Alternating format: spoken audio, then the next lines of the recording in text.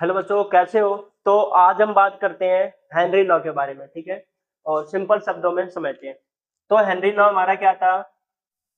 Eight a constant temperature the solubility of gas in a liquid is directly proportional to the partial pressure या pressure, ठीक है। तो चलो देख लेते हैं कि जो solubility होती है वो हमारी प्रेशर पे डिपेंड कैसे करती है, ठीक है। तो यहाँ पे देखो, सबसे पहले मैं बताता हूँ कि हमारे पास एक छोटा एक कंटेनर है और एक हमारे पास ए है। सपोज दैट हमने क्या किया कि इसमें ए क्या है, H2O, पानी, और यहाँ पे भी इसमें पानी है, और यहाँ पे ये CO2 है। अगर जैसे इस पे हम प्रेशर बढ़ा देंगे, यहाँ पे भी CO2 है, तो इस पे हमने क्या किया बच्चों, इस पे हमने प्रेशर बढ़ाया और इस पे कोई प्रेशर नहीं। तो सिंपल सा, जो CO2 का जितना ज्यादा डिजोल्वेशन होगा, जितना ज्यादा CO2 इसमें डिजोल्व होगी, वो किसकी वजह से डिजोल्व होगी? वो इस प्रेशर की वजह से डिजोल्व होगी। तो मतलब कहने का मतलब ये है कि जो सॉल्युबिलिटी होती है, गैस की जो सॉल्युबिलिटी होती है वो इसके प्रेशर पे डिपेंड करती है। मतलब कि P डायरेक्टली प्रोपोर्शनल X या मोल फ्रैक्शन, ठीक है। P directly proportional X mole fraction. अब यहाँ पे प्रोपोर्शनल के साइन को उठाएंगे तो P is equal to KH X आ जाएगा। क्या आ जाएगा? P is equal to KH X। जो हमारा यहाँ पे KH हमारा क्या होगा बच्चों? KH हमारा होगा Henry constant. Henry constant KH हमारा क्या होगा? Henry constant. अब ये तो हमारा हेनरी लॉ हो गया। अब इसके हेनरी लॉ के एप्लीकेशन किस किस में देखने के लिए मिलते हैं, ठीक है। तो जो हेनरी लॉ के एप्लीकेशन देखने को मिलते हैं, चलो ठीक है, हेनरी लॉ के एप्लीकेशन के बारे में एक बार मोटे मोटे तौर पर बताता हूँ। तो यहाँ पे हमारा पॉइंट रहेगा एप्लीकेशन ऑफ हेनरी लॉ, ठीक है। क्या रहेगा बच्चों? Application of Henry law. तो सबसे पहला एप्लीकेशन इसमें क्या हो जाएगा?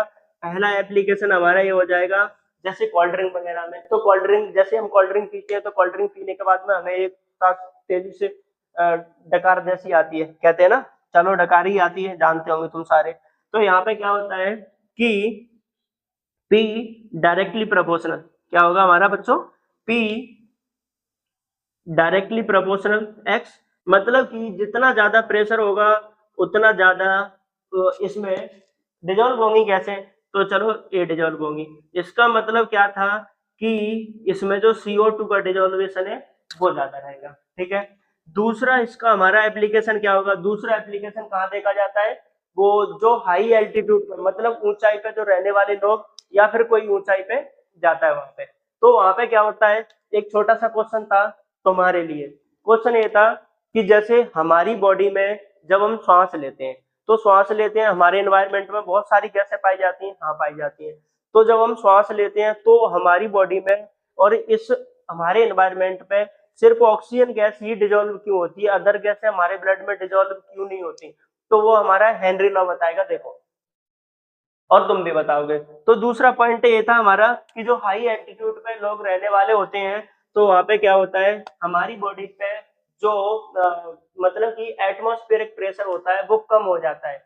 1 एटमॉस्फेरिक प्रेशर पे सिर्फ ऑक्सीजन डिजोल्व होती है, और बाद बाकी जब जैसे ही हाई एल्टीट्यूड पे जाती हैं तो वहां पे क्या हो जाता है, वहां पे जो ऑक्सीजन का डिजोल्वेशन होता है बॉडी में वो क्या हो जाता है बच्चों? मतलब कि सिंपल सा हम ऐसे कह सकते हैं कि जो प्रेशर होता है वो प्रेशर कम हो जाता है, और प्रेशर कम होता है तो ऑक्सीजन का डिजोल्वेशन भी कम हो जाता है। और ये ऑक्सीजन का डिजोल्वेशन कम होगा तो इससे हम क्या कहेंगे? इसे हम कहेंगे, इससे जो एक डिसीज होने वाली होगी, एक बीमारी होने वाली होगी, जो होगी एनोक्सिया। एनोक्सिया, ठीक है। तो एक एप्लीकेशन ये रहा। एक और एप्लीकेशन है, वो कहाँ मिलता है देखने को? वो मिलेगा बच्चों जो स्कूबा डाइवर होते हैं, जो स्कूबा डाइवर होते हैं। अब स्कूबा डाइवर कौन? ये स्कूबा डाइवर क्या होते हैं? स्कूबा डाइवर अगर बात करें तो उनकी जो पानी में ऑक्सीजन वगैरह का सिलेंडर लेके जाते हैं, ठीक है। चलो मोटे मोटे तौर पे मैं बता देता हूँ। उसमें होता क्या है कि उसमें लगभग जो नाइट्रोजन गैस होती है वो 57.2% होती है। और अगर उसकी ऑक्सीजन गैस की बात करें तो ये बच्चों लगभग होती है 32% होती है। अगर एक हीलियम गैस होती है वो लगभग 11.2% होती है। अब यहाँ पे क्या होगा, पानी के अंदर हमारे पे जो 1 atm का प्रेशर तो नहीं रहेगा। जैसे ही हम वाटर के अंदर जाएंगे तो यहाँ से 1 atm के प्रेशर से ज्यादा प्रेशर हो जाएगा, तो ऐसी कंडीशन में हमारे ब्लड में नाइट्रोजन गैस डिजोल्व हो जाती है। जब ऐसी कंडीशन में नाइट्रोजन गैस डिजोल्व हो जाती है तो जैसे ही वो पानी से बाहर निकलते हैं तो मतलब कि उन्हें बॉडी में पेन होने लगता है।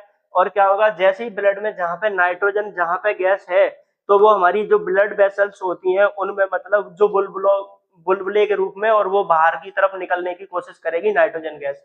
इससे क्या होगा, तो इससे एक होने वाली डिसीज होगी, इसको हम क्या बोलेंगे बच्चों, इसको बोलते हैं, इसे हम कहते हैं बेंच, BUNDS बेंच। ठीक है, ये परेशानी।